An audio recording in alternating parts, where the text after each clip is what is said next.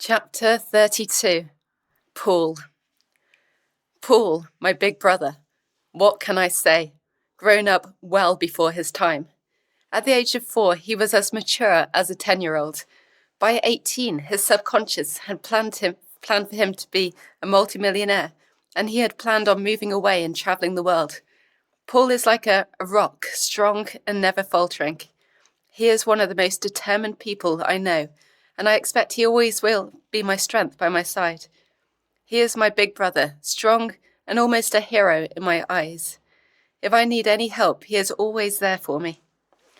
On one occasion when we went out drinking and dancing, my MS got the better of me, and so Paul slung one of his arms around his shoulder and practically dragged me to the taxi rank, where he pushed me in the front, got me into the taxi, and then paid the taxi driver extra to make sure he helped me to my front door.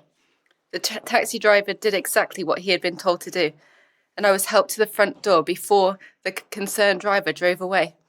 Paul had made sure I was safe before he had even thought about enjoying his own evening. Paul is often very quiet, living inside his head.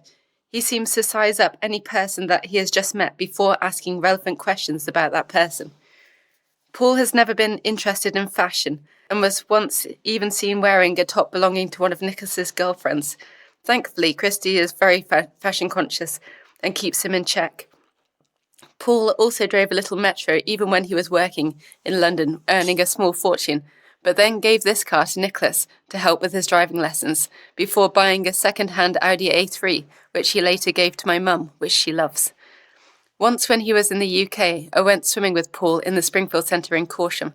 I had a set of 20 times 100 metres front crawl to swim, and Paul swam them all with me, even though he was not fit.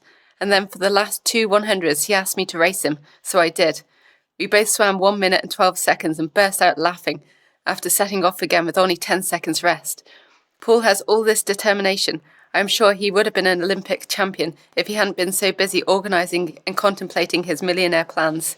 I find myself looking up to Paul, believing that I can be like him when I am older. I want to be strong. I want to be self-assured.